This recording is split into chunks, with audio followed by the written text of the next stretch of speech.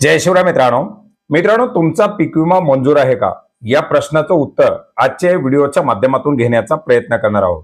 मित्रांनो, राज्यामध्ये पीक विमा योजनेचा विषय अतिशय किचकट बनलेला आहे. तुमचा पीक विमा मंजूर नाही हेही उत्तर देता येत नाही, तुमचा पीक विमा मंजूर आहे हेही सांगता येत नाही, आणि पीक विमा मंजूर असेल तर तो कधी वितरित केला जाणार याची उत्तरं देखील थोडी दिली तरी ती चुकीची ठरत आहेत.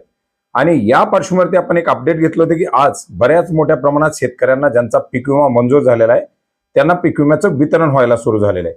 मग याच्यानंतर बरेच जण जिल्ह्याची नावं घेऊन विचारत आहेत की आमच्या जिल्ह्याचा पीक विमा मंजूर झालेला आहे का.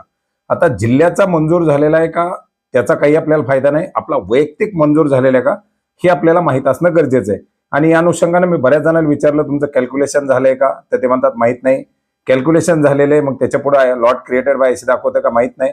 ही सगळी माहिती आपण ऑनलाईन पद्धतीने पाहू शकतो आणि याच्याच माध्यमातून आपल्या स्वतःच्या प्रश्नाची उत्तरं स्वतः मिळवू शकतो. तर हे कसं करायचं हेच आज आपण या ठिकाणी पाहण्याचा प्रयत्न करणार आहोत.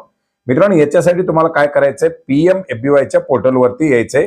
PMFBYच्या पोर्टलची लिंक तुम्हाला मी व्हिडिओच्या डिस्क्रिप्शन बॉक्समध्ये देईल किंवा व्हॉट्सअप चॅटबॉटनं सुद्धा तुम्ही ते करू शकता. परंतु आज आपण या पोर्टलवरती पाहणार आहोत. याच्यावरती आल्यानंतर तुम्हाला फार्मर कॉर्नर ऍक्सेसमध्ये येऊन लॉग इन फॉर फार्मरवरती क्लिक करायचंय. याच्या अंतर्गत तुमचा जो मोबाईल नंबर आहे तो मोबाईल नंबर एंटर करायचा आहे, त्याच्या खाली एक कॅप्चा कोड दिलेला आहे तो टाकायचा. त्याच्यानंतर तुम्ही जर मोबाईल नंबर जर अनेक पॉलिसी बरोबर दिलेला असेल तर तुम्हाला आधार नंबर विचारला जाईल, अन्यथा तुमचं लॉग इन होईल. आणि जर आधार नंबर विचारला तर आधार नंबर टाकून तुमच्या मोबाईलवरती आलेलं OTP टाकून लॉग इन करायचे. आता हे लॉग इन झालं फार्मर कॉर्नर मधलं की तुम्हाला लॉग इन होणार आहे. तुमचं नाव, तुमचा मोबाईल नंबर ही सगळी माहिती दाखवली जाणार आहे. याच्या खाली तुम्हाला सीझन सिलेक्ट करायचं आहे. याच्यात वर्षात 2026च्या ऐवजी 2025 करायचे आणि खरीप रबी. आता आपल्याला खरीपचं पाहिजे, आपण खरीप या ठिकाणी ठेवलेलं आहे. याच्यामध्ये आपण पॉलिसी पाहू शकतो. आता या शेतकऱ्याच्या 2 पॉलिसी याच्या ठिकाणी टोटल क्लेम पेड दाखवत आहे किंवा या सिलेक्ट केलेल्या पॉलिसीच्या खाली आपण पाहू शकता एक व्ह्यू नावाचे ऑप्शन दाखवत आहे. या व्ह्यू वरती क्लिक करायचे. व्ह्यू वरती क्लिक केल्यानंतर आपण पाहू शकता टोटल क्लेम अमाऊंट किती आहे ती दाखवली जाते. पेएबल म्हणजे शेतकऱ्याच्या खात्यात किती सध्या वितरित केली जाणार आहे तेही दाखवत आहे. आणि बॅलन्स क्लेम अमाऊंट ही दाखवते. बॅलन्स क्लेम अमाऊंट म्हणजे राज्य शासनाचा निधी आल्यानंतर, पूरक अनुदान आल्यानंतर हे अनुदान वितरित केलं जाणार आहे. सध्या पेएबल क्लेम अमाऊंट आहे जी तुमच्या खात्यामध्ये वितरित केली जात आहे. आता याच्यामध्ये पण तुम्ही पाहू शकता क्लेम इनिशिएटेड म्हणजे तुमची रक्कम वितरित करण्याची प्रक्रिया सध्या सुरू आहे. या ठिकाणी तुम्हाला लॉट क्रिएटेड बाय असे दाखवला तरी तुमचा तो पीक विमा तुमच्या खात्यामध्ये वितरण करण्याची प्रक्रिया सुरू आहे. आता आपण दुसरी पॉलिसी निवडली तर दुसरी पॉलिसी निवडल्यानंतर सुद्धा आपण पाहू शकता यातल्या 2 पिकाला नाही परंतु एका पिकाला मंजूर झालाय, त्याच्यामध्ये किती मंजूर झालाय, त्याची रक्कम, पेएबल अमाऊंट किती आहे वगैरे वगैरे या ठिकाणी दाखवलं जाते. अशा प्रकारे आपण या ठिकाणी आपल्या पॉलिसीची जी काही मंजूर झालेली रक्कम आहे ती रक्कम याच्यामध्ये पाहू शकता आणि याच्यामध्ये पेएबल जी अमाऊंट आहे ती आपल्याला दाखवली जाणार आहे. टोटल क्लेम पेड वरती सुद्धा क्लिक करून आपण पाहू शकतो किंवा पॉलिसीला सिलेक्ट करून खाली आपल्याला जी व्ह्यूची ऑप्शन दिलेली आहे याच्यावरती सिलेक्ट करून आपले ही स्टेटस आपण पाहू शकता. आता एखाद्या शेतकऱ्याला मंजूर नसेल याच्यासाठी आपण लॉग इन केलंय. त्या शेतकऱ्याचा मोबाईल नंबर टाकून आपण या ठिकाणी लॉग इन केलेलं आहे. लॉग इन केल्यानंतर आपण पाहू शकता या ठिकाणी आपण वर्ष 2025 आणि खरीप निवडलाय. आता या ठिकाणी जी काही पॉलिसी दाखवली त्या पॉलिसीच्या पुढे आपल्याला टोटल क्लेम पेड 0 दाखवत आहे.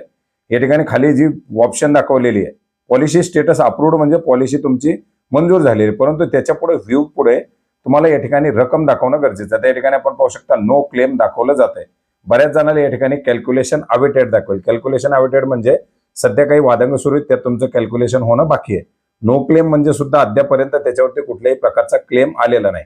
आता यील्ड बेस झालाय, क्लेम दाखवलाय परंतु ती रक्कम ही 0 दाखवली, याचा अर्थ तर तुमचा तो विषय पूर्णपणे संपलेला आहे. ऍटलीस्ट कॅल्क्युलेशन अवेटेड म्हणजे सध्या त्याच्यामध्ये कॅल्क्युलेशनच्या प्रक्रिया बाकी, कॅल्क्युलेशन होईल.